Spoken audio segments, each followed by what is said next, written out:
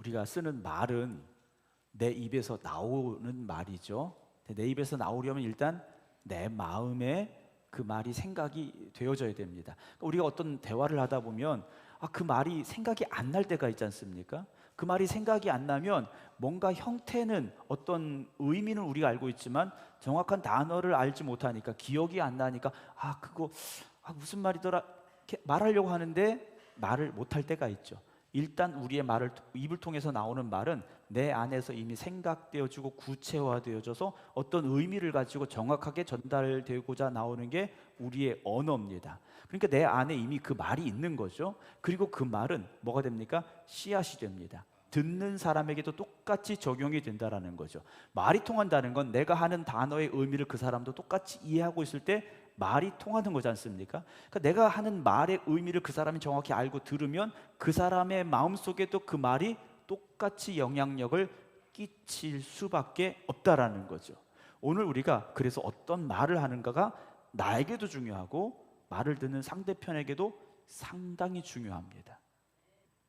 교회라는 곳은 어떤 말이 나와야 되고 들려야 될까라는 거죠. 교회는 항상 믿음의 말, 소망의 말, 사랑의 말, 생명의 말이 나와야 됩니다. 그게 우리 안에 꽉 차 있어야 됩니다. 그리고 그 말이 고백이 되어져야 되고 들려져야 됩니다. 제가 요즘 저희 지방 목사님들은 그런 얘기 잘 안 하시는데 다른 지방 목사님들 만나면 다 그런 얘기 하세요. 생각교회 많이 부흥했다면서요. 이야기들을 많이 하세요. 감독님 만나면 제가 몸둘 바를 모르겠어요. 선배님이시긴 하지만 아주 막 이렇게 얘기를 해주셔요. 그러면 제가 몸둘 바를 몰라서 막 그렇게 어쩔 줄 몰라 하는데 말이 그렇게 전해진 거지 않습니까? 우리 교회에 대한 좋은 소문이 전해지고 전해졌다라는 거죠. 여러분들이 가서 말은 안 했지만 다른 사람의 입을 통해서 그들에게 전해졌을 거라는 거예요. 근데 그 교회 가지 마. 그 교회 가면 맨날 싸워. 그 교회 가면 은혜가 안 돼. 여러분 그러면 어떻게 되겠습니까? 그게 그 교회의 모습이다라고 사람들이 생각할 수밖에 없지 않습니까? 교회는 예배 끝나고 돌아갈 때 은혜 충만함으로 돌아가야 됩니다. 기쁨이 충만해서 가야 됩니다. 그래서 교회는 항상 은혜 받았습니다, 감사합니다, 사랑합니다, 축복합니다, 이 말들이 벽돌이 쌓이듯이 자꾸 쌓여져 가야 됩니다. 그러면 교회는 든든하게 서갑니다. 그런데 교회에서 듣지 말아야 될, 하지 말아야 될 1순위 말이 뭐냐면 상처받았습니다라는 말이에요. 목사님한테 상처받았어요. 혹시 2023년 저한테 상처받으신 분들이 계시면 치유되시기 바랍니다. 네, 박원사님 상처받으신 것 같아요. 혹시 저한테 상처받으신 분들이 계시면 오세요. 제가 빨간 약 발라드릴게요. 네. 상처받았다는 말이 자꾸 쌓이면 어떻게 됩니까? 상처는요 2가지입니다. 계속 덧나든지 굳은 살이 배기든지. 그렇습니다. 그럼 교회는요 온전히 서 갈 수가 없습니다. 교회는 흔들릴 수밖에 없어요. 그래서 여러분 혹시 상처를 받으셨어도 하나님 앞에 빨간 약 발라달라고 기도하시기 바랍니다. 네. 빨리 회복이 되셔야 돼요. 나 오늘 교회가 상처받고 왔어. 그러면요 교회 밖에 있는 사람이 뭐라고 생각을 하겠습니까? 여러분 그 말의 힘이라는 게요 엄청나게 무섭다라는 것이죠.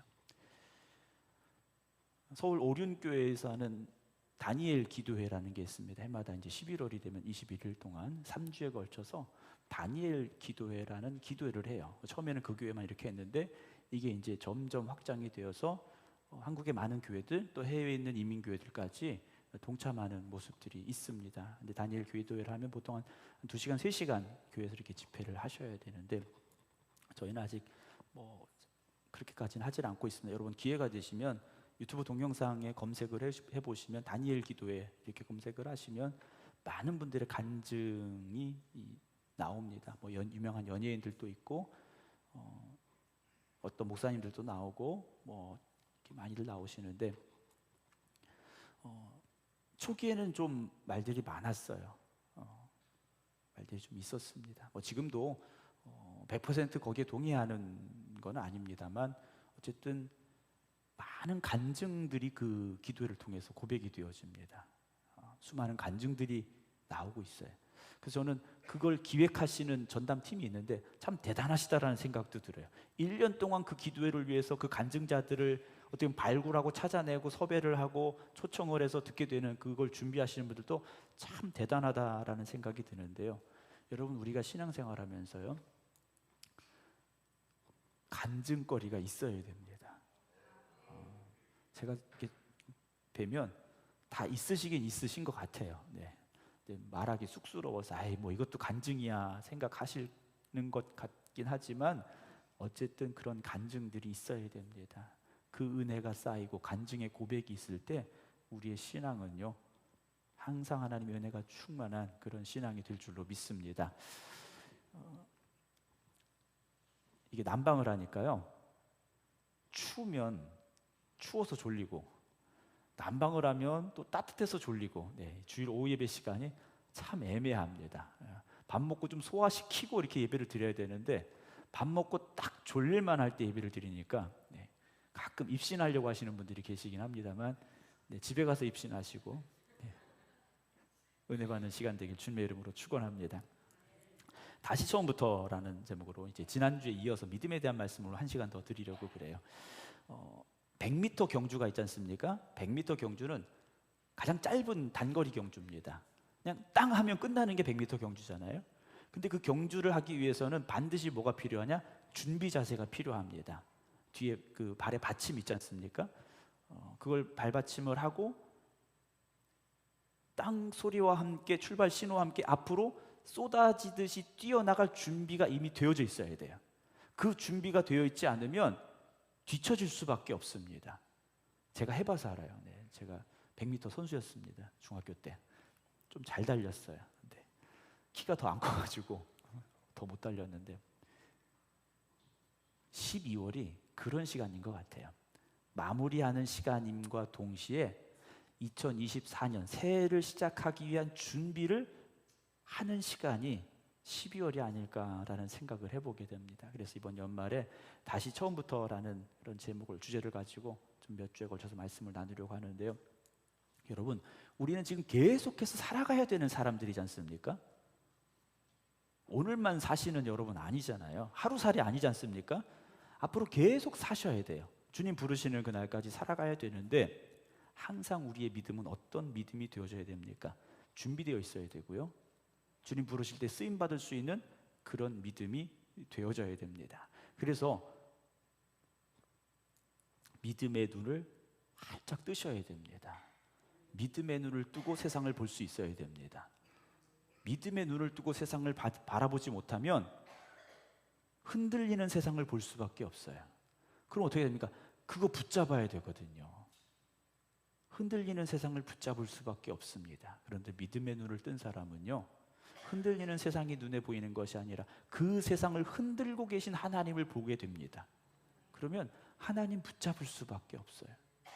하나님 의지해야 됩니다. 여러분, 우리가 붙잡을 건 오직 하나님밖에 없습니다. 하나님을 바라보고 하나님을 의지하고 그 믿음으로 살아가는 저와 여러분들에게 주님의 이름으로 축원합니다. 대부분의 사람들은 지금의 삶과 내일의 삶이 좀 달라지길 원해요. 내가 조금 더 열심히 있었으면 좋겠다, 좀 건강했으면 좋겠다, 좀 돈이 많았으면 좋겠다, 하여튼 내가 좀 바뀌었으면 좋겠다, 좋은 방향으로 바뀌었으면 좋겠다라는 생각을 누구나 가지고 있습니다. 그냥 이렇게 태어났으니까 이렇게 살래요 하시는 분도 있습니다만 어쨌든 더 좋은 모습으로 더 건강하거나 어떤 뭔가 더 이루거나 이것들을 기대하면서 우리가 살아간다라는 거죠. 그런데 어디에서 부딪힙니까? 현실이라는 벽 앞에서 부딪히고 거기서 절망하고 좌절한다라는 거죠. 그 현실의 벽이 너무 높게 느껴지기 때문이라는 거예요.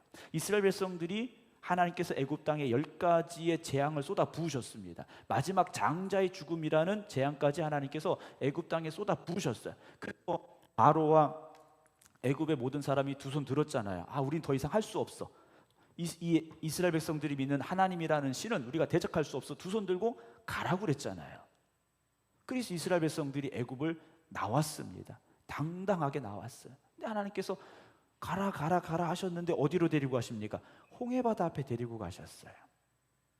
홍해라는 바다 앞에 데리고 가신 겁니다. 이스라엘 백성들의 눈에 보이는 건 뭡니까?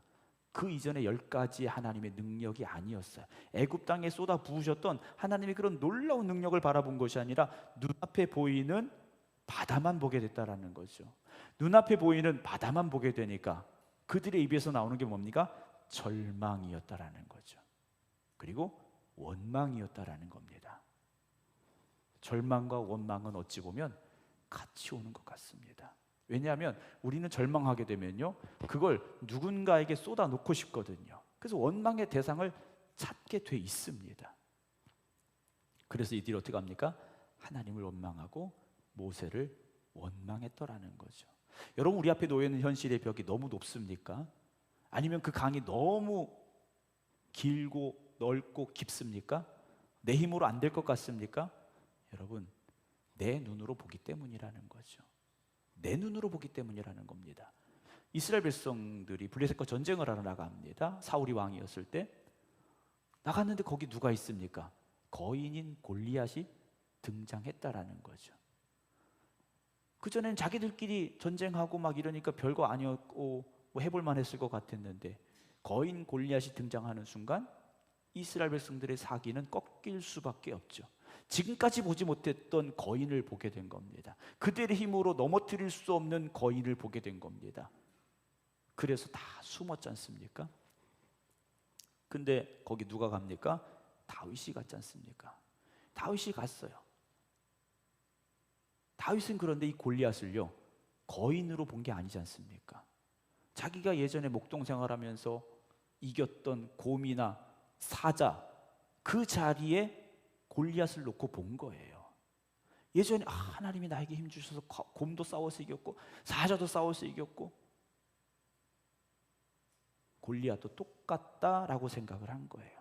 좀 등치가 더 커졌고 사람인 것뿐이지 똑같다라는 거예요.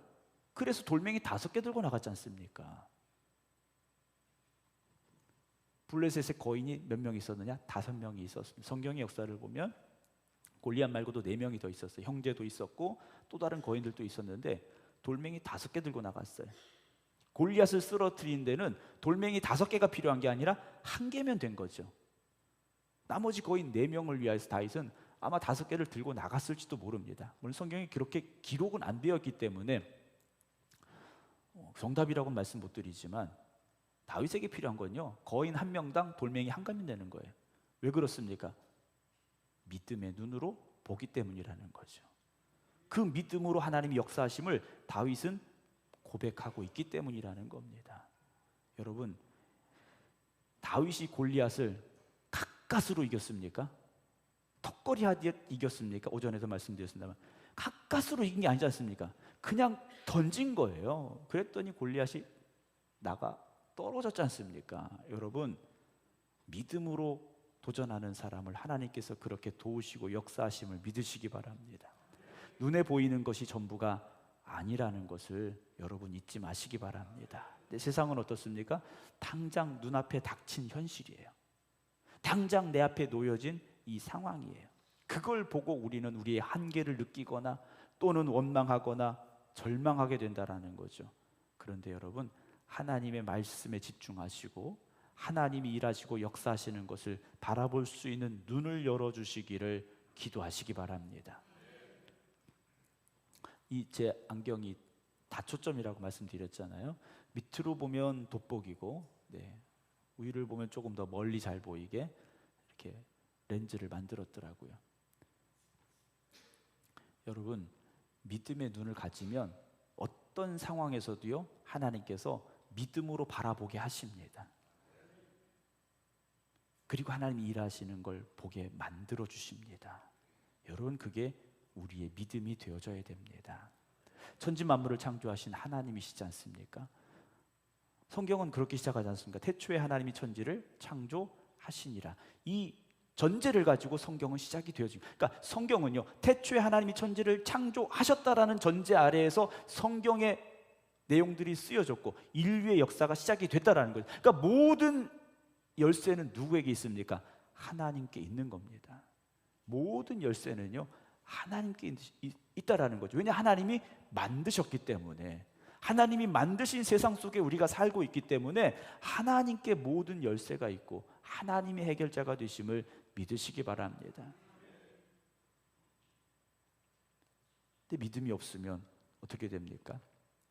내 눈으로 확인해야 되고, 내 손으로 만져봐야 되고, 내가 분석해야 되고, 어떤 지식을 가져야 되고, 근데 그 과정 속에서 정말 중요한 하나님은 놓치게 되는 경우가 너무나도 많다라는 거죠. 여러분, 우리가 아는 것이나 보는 것이나 경험한 것, 이거는요 아주 적은 부분입니다. 전체 중에서요 아주 작은 부분이에요. 지난번에 말씀드렸습니다만 우주를 연구하는 천체 과학자들이요 아직도 우주에 대해서 알지 못하지 않습니까? 아직도 몰라요. 사람이 가본 행성이 어디 있습니까? 고작 달밖에 못 가본 거예요. 그 이상은 가보지도 못했어요. 그저 눈에 보이는 현상을 가지고 추측할 뿐이라는 거죠. 과학이 아무리 발달해도 직접 가서 보지 않는 이상 천체 망원경을 통해서 가져온 정보만 가지고 분석할 수밖에 없다라는 거죠. 근데 나중에 실제 가보면 어떨까요? 다를 수 있다라는 걸 저는 생각을 합니다. 여러분, 눈에 보여드리는, 내 눈으로 들어오는 정보가요 전부가 아닙니다. 그 인터넷에 예전에 보면 착시라는 게 있지 않습니까? 색깔도요 여러분, 내가 보는 색깔이 이게 진짜가 아닐 수 있다는 거죠. 어떤 상황에서는 전혀 다른 색깔로 보여줄 수 있다는 겁니다. 움직이지 않는데 움직이는 것처럼 보일 수도 있고요, 직선인데 곡선처럼 보일 수도 있고요. 여러분, 눈에 보이는 것이 전부가 아니고 그것이 진리가 아니라는 것이죠. 오늘 히브리서 11장 8절 말씀은요 아브라함이 믿음으로 부르심을 받았습니다. 그러니까 하나님이 부르셨는데 아브라함이 무엇으로 받았습니까? 믿음으로 받았다라고 돼 있어요. 말씀은 믿음으로 받으시기 바랍니다. 말씀을 분석해보고 연구해보고 그래서 받는 게 아니라는 것이죠. 말씀은 일단 믿음으로 받으시기 바랍니다. 그리고 그렇게 될 줄로 믿으시기 바랍니다. 그럼 결과는요 하나님이 책임져 주십니다. 아브라함이 믿음으로 부르심을 받았을 때 그 다음에 뭐 했습니까? 순종하여 라고 돼 있어요.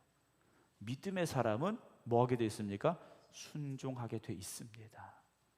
믿음의 사람은요 순종하게 돼 있어요. 우리가 순종하지 못하는 이유는 여러 가지 이유가 많이 있을 수 있겠죠.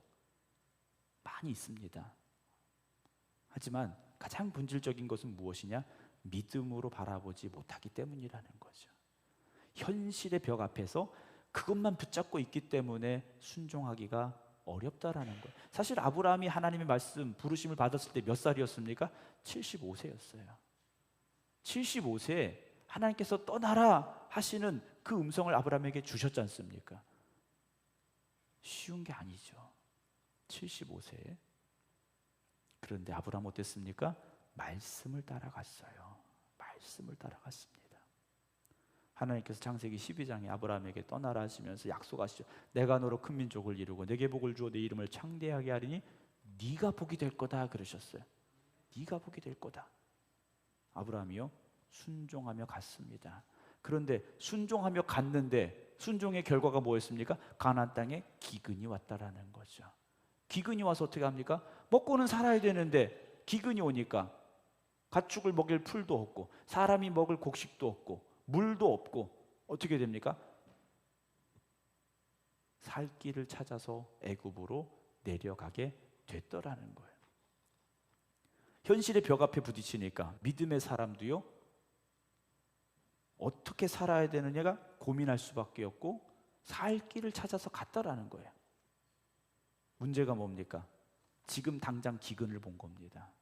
지금 내 눈앞에 있는 기근을 본 거예요. 믿음으로 거기 왔으면 믿음으로 바라볼 수 있어야 됩니다. 하나님께서 아브라함이 하나님 부르신 이 땅에 기근이 왔는데 하나님 내가 여기서 죽어야 되겠습니까? 하나님 나를 복의 근원이 되게 하겠다고 복이 되게 하겠다고 큰 민족을 이루게 하게 하시겠다고 여기 오라고 하셨지 않습니까? 그럼 내가 여기서 끝장 보겠습니다. 아브라함이 이랬더라면 하나님께서 어떻게 하셨을까요? 반석을 깨뜨려 샘물을 주셨겠죠. 만나를 주시고 메추라기를 보내주지 않으셨겠습니까? 아멘 안 하시는 거 보니까 애굽으로 가실 것 같아요. 믿음으로 도전하면 하나님께서 함께 하십니다. 아들 주신다고 하셨는데 나이를 먹어가는데 아들을 낳을 수가 없는 거예요. 그래서 어떻게 합니까? 집에서 기르던, 집에 일하던 종을 양자로 삼으려고도 하고, 하가를 통해서 이스마엘을 낳으려고도 했어요. 왜냐? 마음이 초조하기 때문에. 마음이 초조해졌다라는 거죠. 그래서 뭔가 빨리 결과를 만들어내야 되는데, 그러다 보면 어떻게 됩니까? 내 방법으로 하게 돼 있습니다. 내 방법으로 하게 돼 있어요. 건설 현장에서 중요하게 지켜야 되는 게 원칙이라는 게 있지 않습니까? 뭐 콘크리트를 갖다 붓고 이게 완전히 건조돼서 튼튼하게 되는 시간이라는 게 있지 않습니까? 그런데 급하다면 어떻게 됩니까? 그걸 무시하게 되기 시작한다라는 거죠. 그럼 어떻게 됩니까? 요즘 뉴스에 계속 나오는데 부실공사가 등장을 하지 않습니까?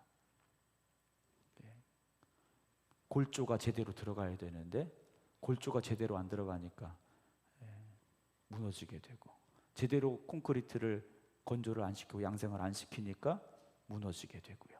여러분, 하나님의 때를 믿으시기 바랍니다. 하나님 급한데요. 하나님도 아세요. 하나님 시간이 없어요. 하나님도 아세요. 하나님의 때가 있음을 믿으시기 바랍니다. 그래서 어려운 거예요. 하나님 여기까지입니다. 오늘 들어주셔야 돼서 오늘 주시면 얼마나 좋습니까? 근데 하나님은요, 며칠 더 기다려라 하실 수도 있어요.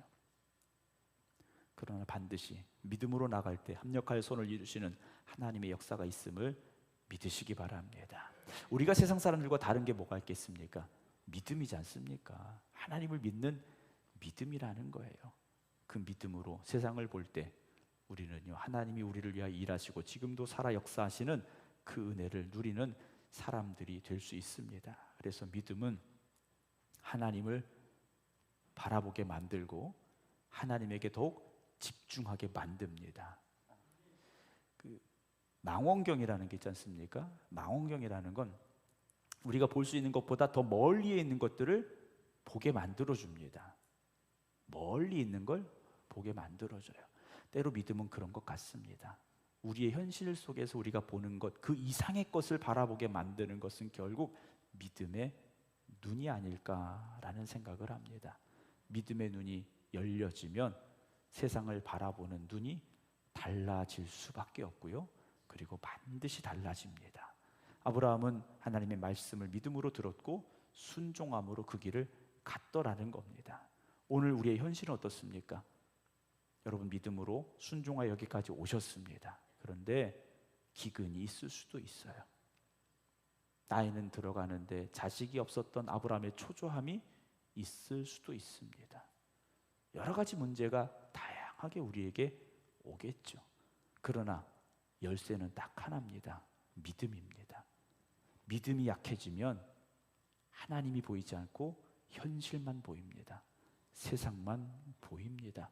그러나 믿음이 확실하면 믿음의 눈으로 볼 수밖에 없고 다시 하나님을 붙잡을 수밖에 없습니다. 사랑하는 성도 여러분, 하나님이 말씀하신 것만 따라가시기 바랍니다. 하나님이 보여주시는 것만 보시기 바랍니다. 그러면 하나님께서 여러분들의 앞길을 인도하여 주실 것이고 예비하신 것을 허락하실 것이고 이 험한 세상에서 승리케 하여 주실 줄로 믿으시기를 주님의 이름으로 축원합니다. 기도하겠습니다.